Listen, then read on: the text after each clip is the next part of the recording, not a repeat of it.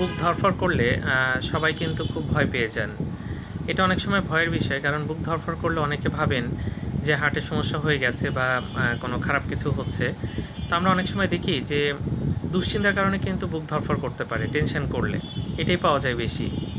আবার দেখা যায় যে যদি হরমোনের সমস্যা থাকে, বিশেষ করে থাইরয়েড হরমোন, তাহলে কিন্তু বুক ধড়ফড় করতে পারে। আবার গ্লুকোজ যদি খুব বেশি কমে যায়, তখনও কিন্তু দেখা যায় যে বুক ধড়ফড় করে, এটা পাওয়া যায়।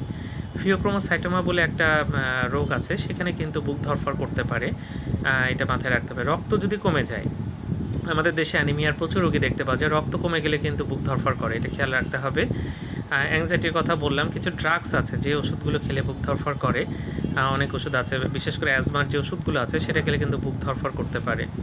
হার্টের কিছু অসুখে বুক ধড়ফড় করে, এই জন্য বুক ধড়ফড় করলে অবশ্যই একজন কার্ডিওলজিস্ট দেখানো হচ্ছে। তবে অন্যান্য যে কারণগুলো আছে সেটাও কিন্তু মাথায় রাখতে হবে, যেসব কারণে বুক ধড়ফড় করতে পারে।